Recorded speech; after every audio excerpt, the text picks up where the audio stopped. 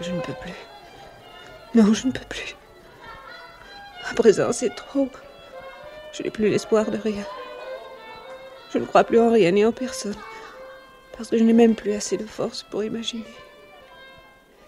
Mon Dieu, Vierge Marie qui détournez vos regards, qui ne me tendez pas la main pour m'aider à sortir de toutes les ruines de mon existence. Je vous demande seulement de me donner la force de rayer d'un trait le nom de Katrina Kornfeld du nombre des vivants.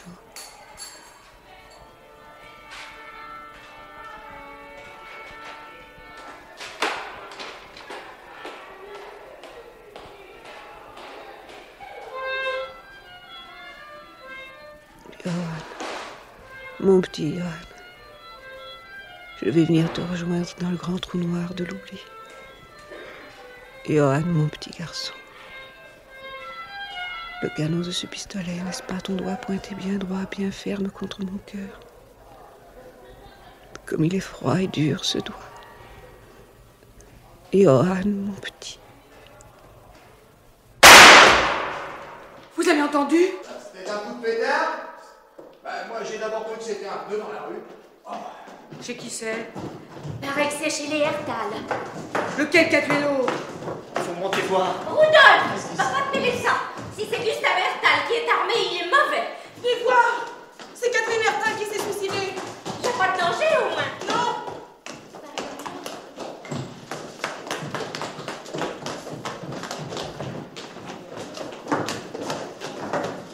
Ça peut se terminer comme ça. Si c'était pas elle qui en avait fini, c'est son mari qui l'aurait tué un jour. Regardez. Ça saigne pas tellement. Elle est peut-être que blessée. Au contraire, quand ça saigne presque pas, c'est que c'est fini. Ah, des morts, j'en ai vu, moi, pendant la guerre. Ben, mon mari en a vu autant que vous à la guerre. Qu'est-ce que vous croyez? Oh, pas les enfants. Mais tire-toi de là, Joseph. C'est pas un spectacle pour un enfant sensible comme t'es. Je veux voir. Va-t'en étudier ton violon. Non, je veux voir. Oh, bon, reste. Oh, pousse pas, Joseph. Pousse-toi gentiment. Laquelle qu'on appelle d'abord? La police ou l'ambulance? Vous êtes membre de sa famille, vous, madame? Oh non, monsieur, moi je suis la concierge de l'immeuble. Je me passerais bien d'être là à l'heure de mon dîner, mais c'est l'agent qui a dit il me faut quelqu'un pour l'accompagner à l'hôpital.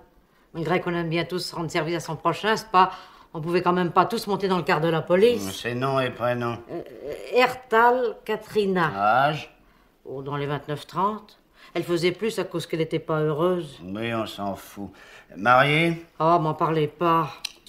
Oui, si, mariée. Hein, pas grand-chose. Des enfants? Il est mort d'accident il y a 1 an. Il en avait 7.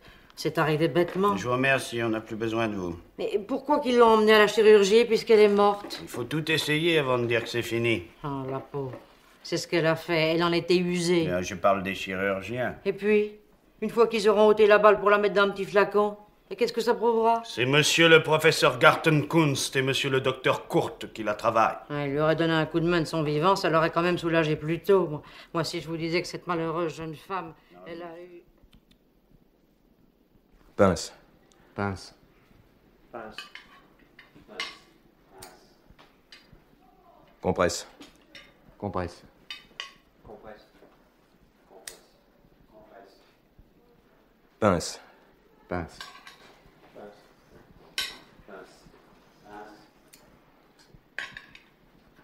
Monsieur le professeur, la tension faiblit de plus en plus. Combien? 3,5, 3. Transfusion. Transfusion.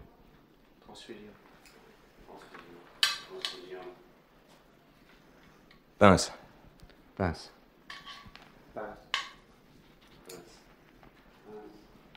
Compresse.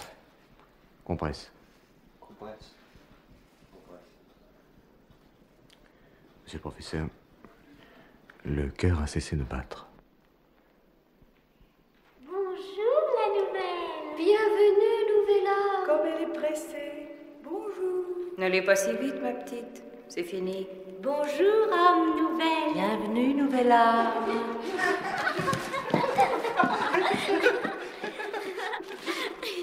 D'où tu viens, madame?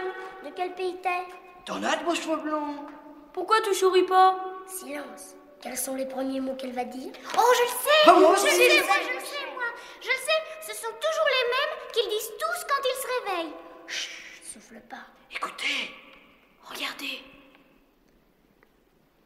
Où suis-je?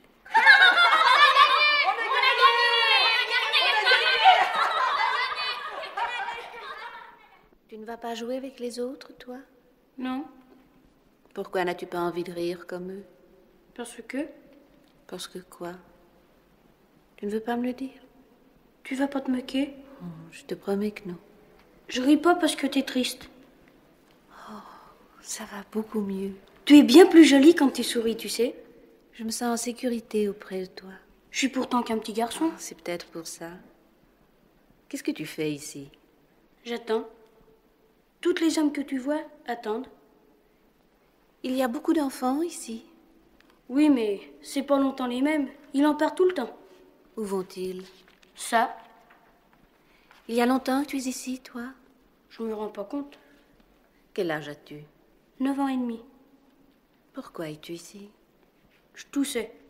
Et puis un jour, j'ai essayé. Je pouvais pas. L'air rentrait plus, comme si j'en avais trop en dedans. Ça me faisait mal. Et puis j'ai guéri d'un coup. Tout l'air est sorti comme un ballon qui se dégonfle. J'ai poussé un long soupir. C'était fini. Tu connais tous les petits-enfants qui sont ici? Oh non, il y en a trop. Tu connais peut-être un petit garçon qui s'appelle Johan? Ça me dit rien. Johan Ertal. Non? Qui c'est? Mon petit garçon à moi. Pourquoi il n'est pas avec toi? Il est mort il y a 1 an. 1 an? Alors il est redescendu. Où? Ben en bas.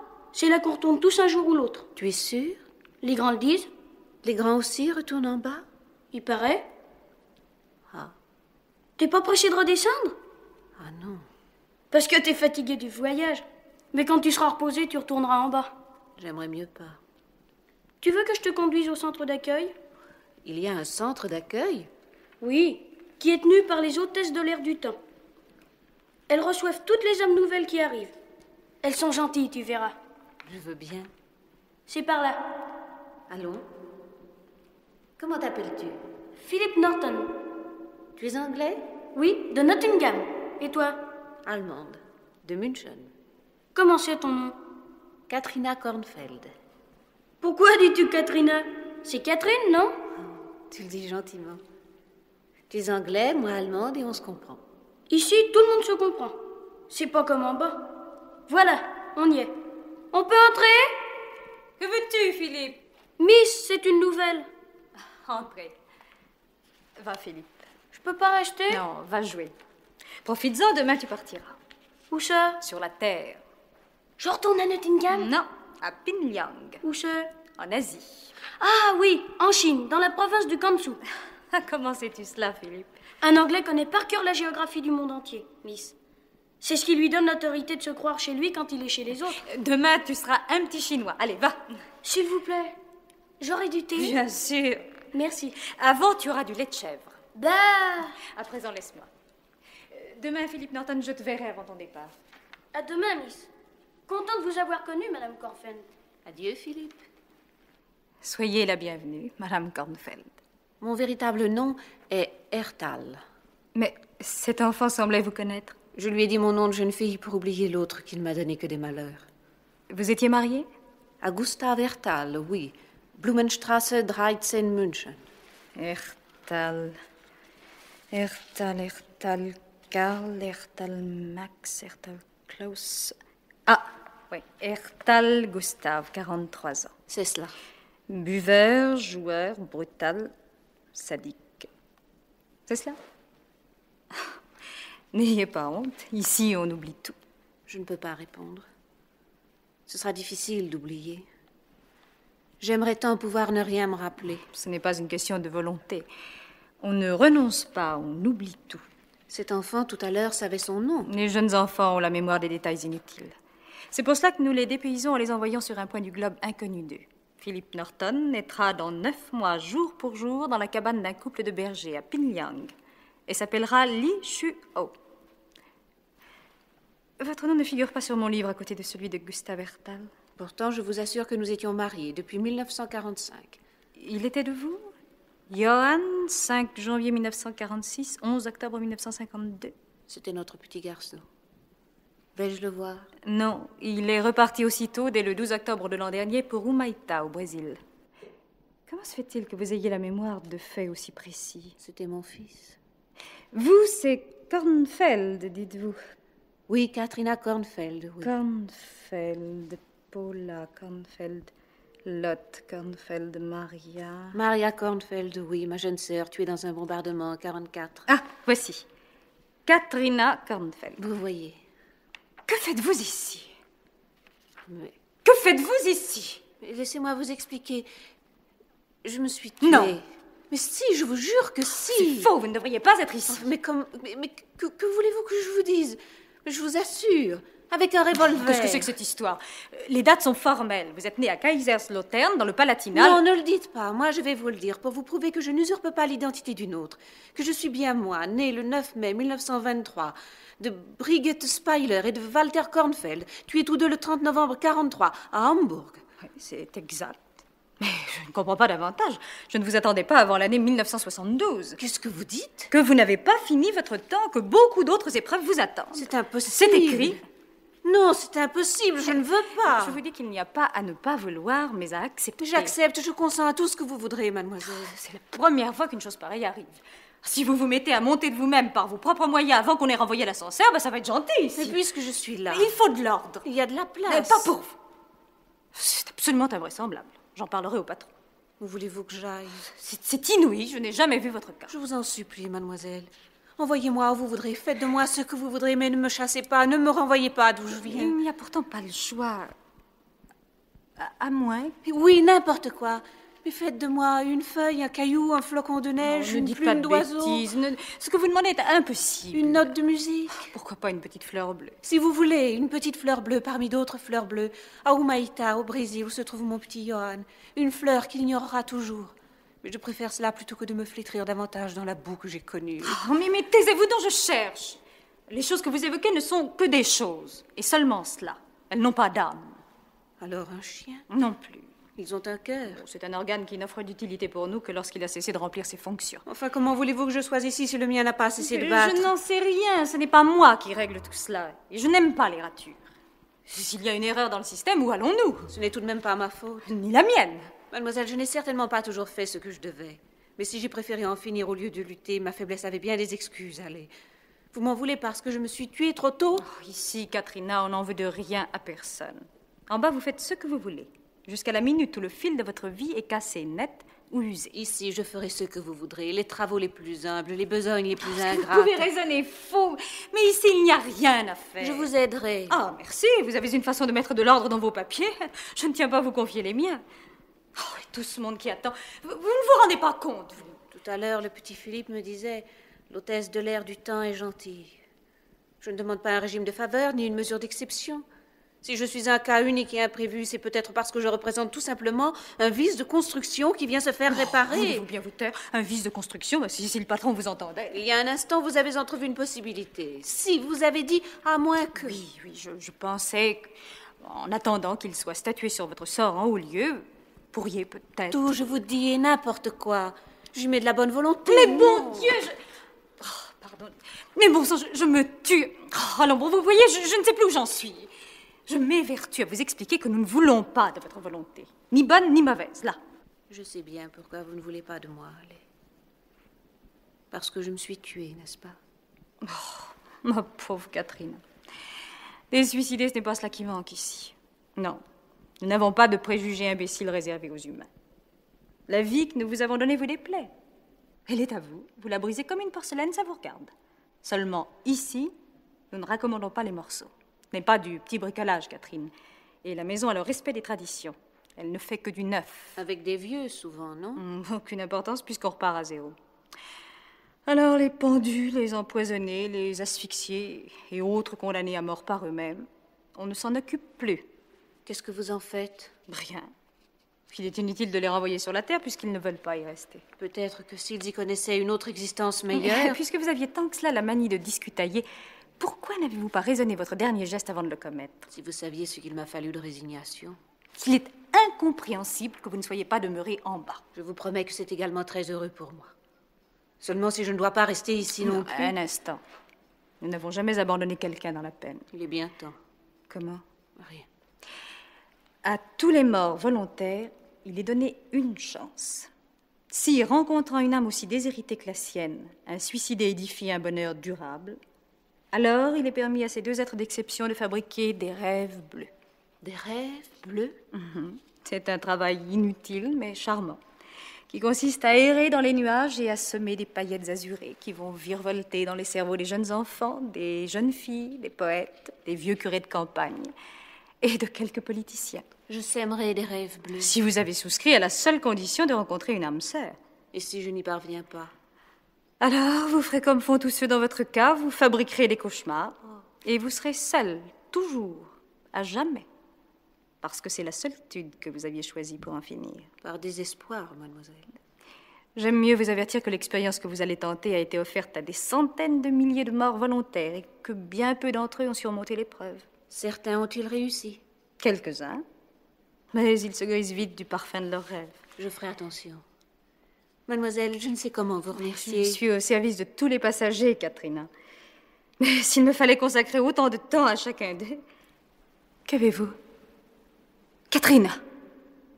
Ressaisissez-vous, voyons. Mais qu'est-ce qui vous arrive? Katrina! Katrina! Katrina! Katrina! Katrina! Katrina! Katrina!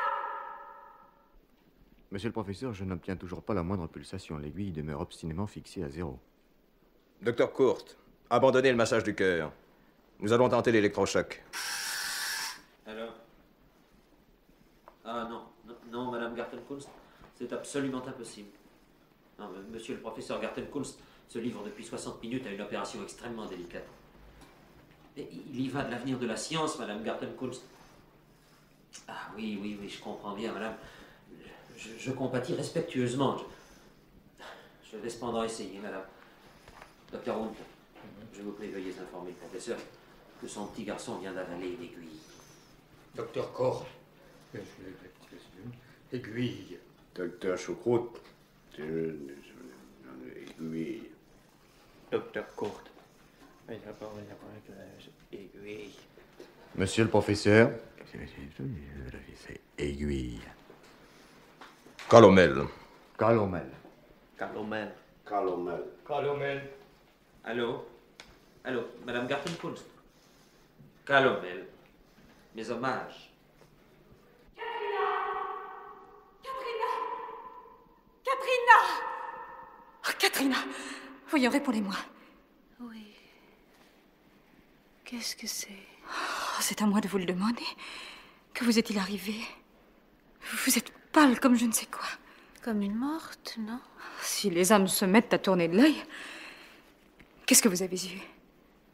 Ce jeune homme qui vient de passer.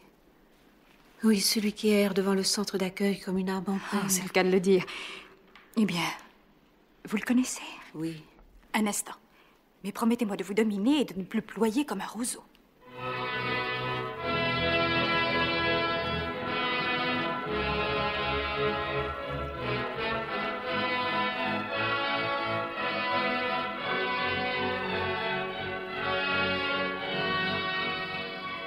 Sergent Wilfried Freilich! C'est bien lui? Oui. Depuis combien de temps est-il ici?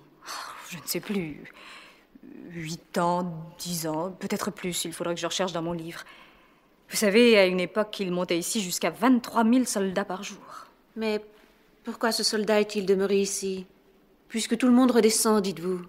Est-ce que vous pouvez être curieuse, ma pauvre petite? C'est l'administration centrale ici. C'est bien réglé, on ne pose pas de questions. C'est bien Wilfried Freilich. S'il est ici, c'est qu'il doit être dans le même cas que vous. Lui?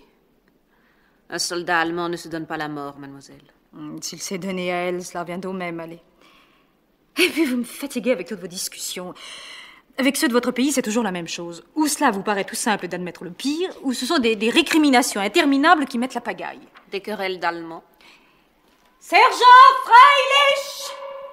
Avancez à l'ordre!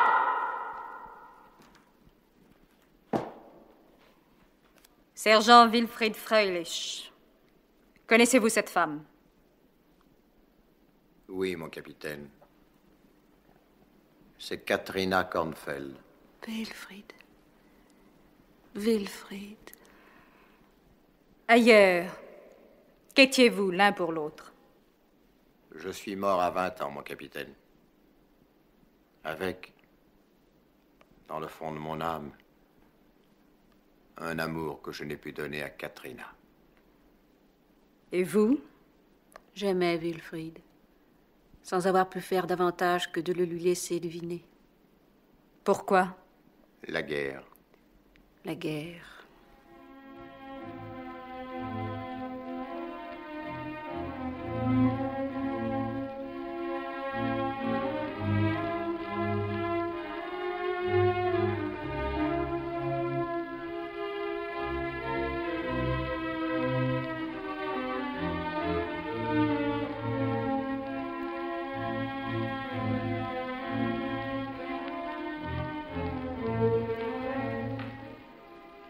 Wilfried, c'est merveilleux. Jamais je n'aurais cru que je pourrais me trouver un jour ainsi, étendu près de toi, au milieu de champs de fleurs, baigné de la lumière éblouissante d'une aurore qui permet enfin d'espérer. 10 ans, Wilfried. 10 années épuisantes à supporter, comme un fardeau de plus en plus pesant, accablant, écrasant. Et c'est à toi que je dois ces premières minutes de confiance et de douceur de ne plus vivre. À toi, beau, grand, fort, blond, et jeune, et ferme, et tendre. Comment douter à présent, Wilfried? Et comment se faire pardonner d'avoir douté un seul instant? Qu'as-tu fait pendant ces 10 années? Pourquoi ne m'as-tu pas averti plus tôt? Tu es ici depuis 10 ans et tu n'es jamais venu me faire le moindre signe. Pourquoi? Le règlement l'interdit, Katrina. Je t'ai fait rechercher par tous les services internationaux. Pendant des années, Wilfried, je n'ai pas désespéré de te revoir. En me faisant savoir que tu étais mort, tu m'aurais causé un grand chagrin, mais épargné beaucoup de peine. Ce n'était pas possible, Katrina. Le règlement l'interdit. Ce n'était pas bien difficile de me faire comprendre que je ne devais plus rien espérer de toi sur la terre. Je suis bien sûre qu'il doit exister des moyens de faire parvenir des messages. Non? Oui, tu vas encore me dire que ce n'est pas dans le règlement. Ce n'était pourtant pas non plus dans le règlement de me donner ta portion de nourriture la première fois où nos deux chemins se sont croisés, entre la vie et la mort. Tu te rappelles? Oui.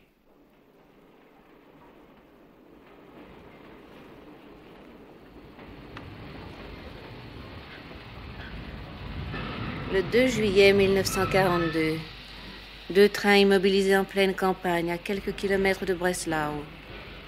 Le mien bourré de réfugiés que l'on brinque-ballait depuis 2 semaines, de gares de triage en voie de garage, qui devenaient si sales, si décharnées, si puants, que les autorités ne savaient que faire de ce train de fantômes loctus. Et sur l'autre voie, un train de soldats à destination de l'Est. Exportation de viande fraîche, tendre, saine, bien alignée, par quartier, dans des wagons bestiaux. Et parce que ça bombardait au loin, les plus valides d'entre nous s'étaient aplatis sur les pentes des remblais. De votre train, pas un soldat n'est descendu. C'était interdit, Katrina. Et quand le bombardement s'est rapproché, pour montrer aux foireux de civils son mépris du danger, un officier a commandé que l'on vous distribue la soupe qui chauffait dans le wagon de tête.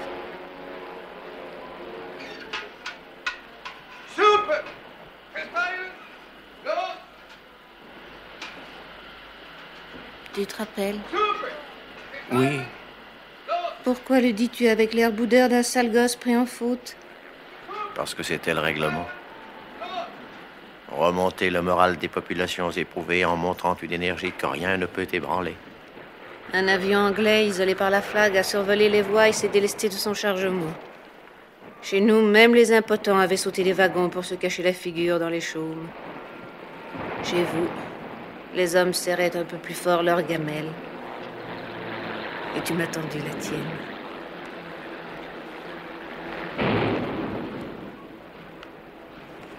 Prenez. Chichi. Prenez. Mais vous... Moi, je suis sûr d'en avoir ce soir. Bravo. Et j'ai mangé vite, goulûment, comme une voleuse qui craint d'être surprise. Et tu avais encore plus peur que moi qu'un officier ne remarque ton geste de pitié. Katrina, le règlement interdisait la pitié. Déjà, on donnait l'ordre de remonter dans les wagons. Je t'ai dit, j'espère pouvoir gagner Hambourg, où mon père est professeur de musique. Moi, j'ai dit, quand je serai général commandant la place de Moscou, je réserverai une place dans l'orchestre du Grand Théâtre pour monsieur votre père. Autour de toi, des camarades ont ri. Auprès de toi, une vieille femme pleurait. J'ai vite noté ton nom, ton numéro matricule, celui de ton régiment. Moi, j'ai griffonné ton adresse sur un carnet de route.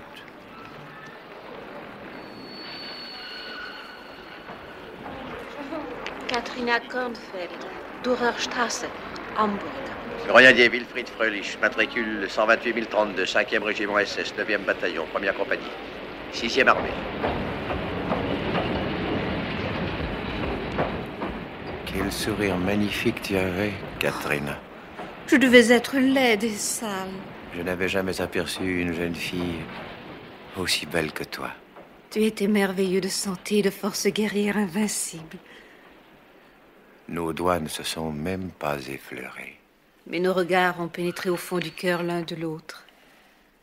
Les trains ont lentement glissé sur les rails, emportant leur chargement. L'un de vie précieuse, l'autre de survivants inutiles. Ensemble, on a crié. On s'écriera. Et l'on s'est écrit. Moi, tous les jours. Moi aussi. Et j'ai seulement reçu 5 cartes de toi. Moi, j'en ai reçu 2.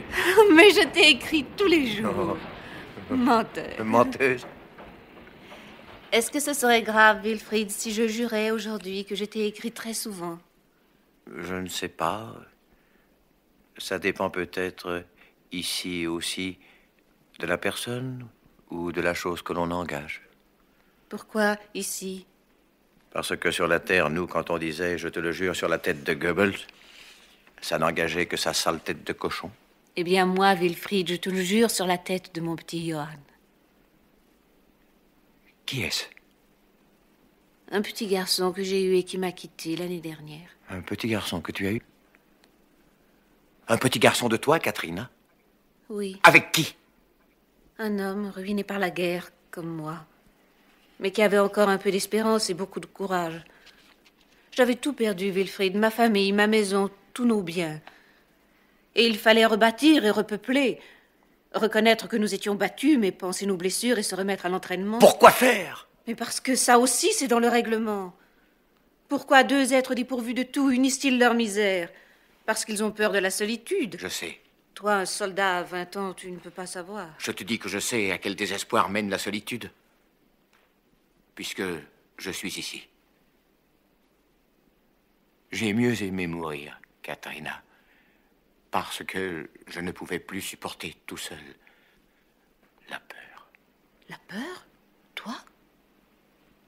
Le courage d'un soldat s'use à racler dans le fond des poches les résidus de tabac, à fixer obstinément des bidons vides, à renifler l'odeur de pansements puants, à ne plus recevoir de nouvelles, à ne plus pouvoir envoyer des siennes, à réfléchir. Mon pauvre amour.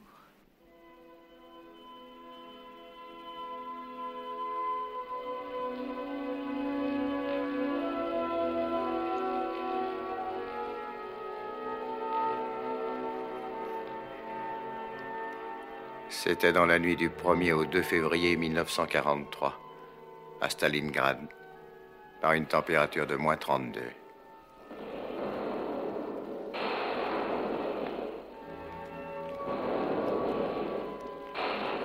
Pendant 2 semaines, ce qui restait de notre compagnie s'était abrité dans le bâtiment numéro 5 de l'usine Octobre Rouge. Les bolchevistes gagnaient lentement du terrain, ruine après ruine, pierre après pierre. Tous mes officiers, sous-officiers et camarades étaient morts depuis 2 jours. Plus d'eau, plus de nourriture, plus de munitions. Des cadavres gelés, des blessures pourri, de la vermine, de la crasse. Aucun espoir de rien. Dans l'obscurité de cette longue nuit glacée, je guettais d'où viendrait ma mort. Je percevais, sans les situer, les chuchotements des autres qui scrutaient l'ombre, auscultaient la nuit, à la recherche d'un souffle de vie ennemie. Ce n'est qu'à 7 heures du matin qu'épuisé de fatigue et d'angoisse, n'y tenant plus, j'ai préféré en finir.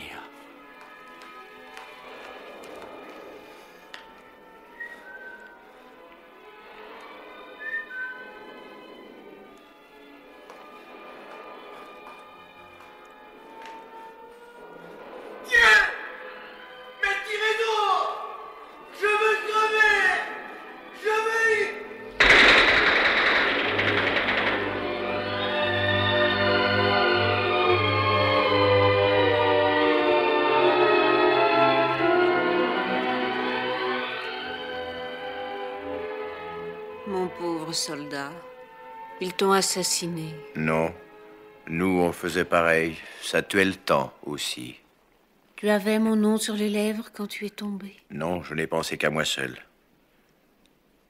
Tu as dit mon nom, toi, quand tu as quitté la vie? Ce n'est pas pareil, Wilfried. Je ne savais pas que j'aurais le bonheur de te retrouver. Et puis depuis si longtemps, je ne savais plus rien de toi. 10 ans, Wilfried. Ta dernière carte était de décembre 42. Pendant 3 ans, j'ai espéré que tu avais peut-être eu de la chance. J'ai préféré refuser celle qui m'était offerte de survivre à la honte. Ce sont bien des mots bêtes de soldat, ça. Katrina! Oui, mon petit guerrier. Oui, mon grand héros. Oui, mon gros imbécile qui a mieux aimé mourir plutôt que de se rendre. Katrina! Un prisonnier peut s'évader. Un mort aussi, je te jure. Et il ne risque pas d'être repris. Pourquoi me parles-tu avec dureté, Wilfried? Qui est devenu le père de ton enfant? Laisse. Tu as honte, n'est-ce pas? Tu ne veux pas m'avouer que ce courage dont tu parlais était du plaisir, pas autre chose qu'un sale plaisir. Wilfried. Parce que, après la grande débâcle, quand le pays n'a plus été qu'un monceau de ruines fumantes, avant que l'on parle de renaissance des cendres chaudes, il y a eu quelque temps de répit et de folie bestiale. Mais ne proteste pas, on me l'a dit. Ceux qui arrivaient ici en 45 me l'ont raconté. Pour une tablette de chocolat ou une cigarette, un nègre pouvait rigoler avec vous. Tu ne dis plus rien, n'est-ce pas? L'hôtesse du centre d'accueil me disait... Oui, c'est ça. Parlons d'autre chose, hein. L'attaque de diversion. Elle me disait... Vous sèmerez du rêve bleu en compagnie de l'âme qui vous aidera à réaliser ici le bonheur d'être deux. Et puis? Et puis elle ajoutait...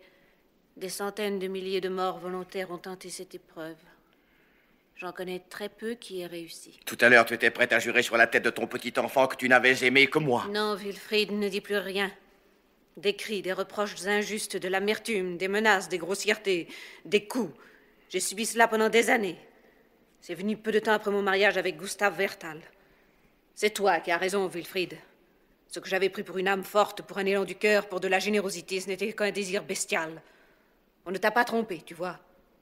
Après la mort accidentelle de mon fils, j'ai lutté encore 11 mois parce qu'il me semblait que ces sacrifices quotidiens et anonymes avaient quand même leur utilité. Chaque pièce de la mécanique a son rôle, à défaut d'importance, et doit apporter sa participation dans la marche de la machine qui se remet en mouvement. Tout ça, ce sont des discours, Katrina. Tu sais pourtant où ils nous ont menés. Tu as toujours raison, toi, immobilisé dans la pureté de tes 20 ans. Soldat trop petit pour se hausser jusqu'à l'indiscipline, trop grand pour t'abaisser à survivre à la défaite. Moi, je me suis tué par fierté parce que l'on se diminue à toujours accepter ce qui est inacceptable.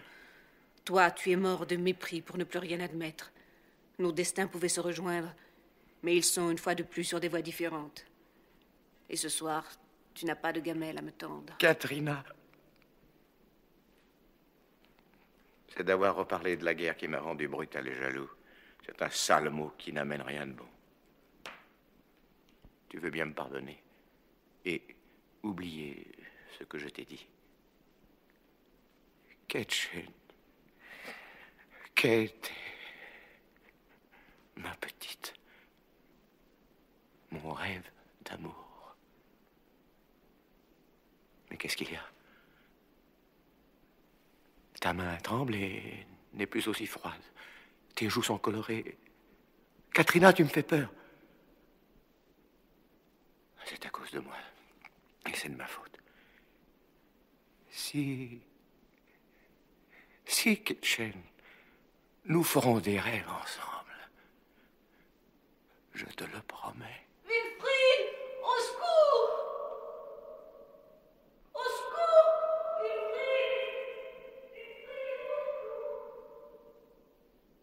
Voyez, messieurs, le courant électrique a provoqué une première réaction. Le cœur s'est mis à battre. Après 85 minutes d'arrêt total, vous êtes témoin, n'est-ce pas, que le cœur de cette femme bat de nouveau. La science, messieurs. Monsieur le professeur, ce n'était qu'une réaction des centres nerveux. Le cœur a cessé de nouveau de battre. Aucune importance. Il y a des tentatives scientifiques qui équivalent à des certitudes définitives. Chaque jour, la passivité grandissante de la masse se soumet à la supériorité de la grosse culture. Qu'est-ce que la mort de gens misérables, messieurs, pour qu'une élite...